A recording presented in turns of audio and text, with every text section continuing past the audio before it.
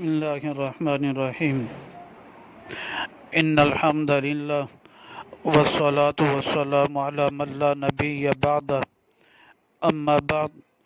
عقیدہ ختم نبوت کے بارے میں حدیث نمبر 192 بیان کی جا رہی ہے۔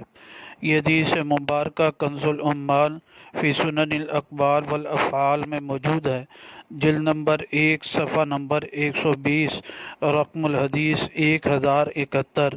راوی حضرت حذیفہ رضی اللہ تعالیٰ عنہ ہے۔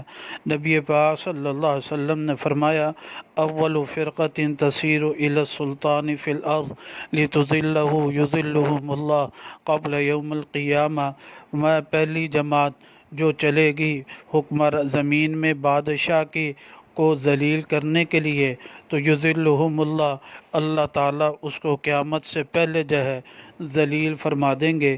اس حدیث مبارکہ سے معلوم ہوا کہ آپ علیہ الصلاۃ والسلام کے بعد حکمران تو آئیں گے، امراء تو آئیں گے، نیا حاکم تو آئے گا، نیا حکمران تو آئے گا، لیکن آپ کے بعد جو ہے کہ کوئی نیا پیغمبر، کوئی نیا رسول، کوئی نیا دین، کوئی نئی شریعت آنی نہیں ہے۔ عادل حکمران ہے، وہ آئے گا تو اس کی اتباع کی ضرورت، اس کی اتباع کی ضرورت، اس کے اکرام کی ضرورت ہے اور وہ کی جائے گی، لیکن نیا پیغمبر، نیا دین نہیں آنے والا۔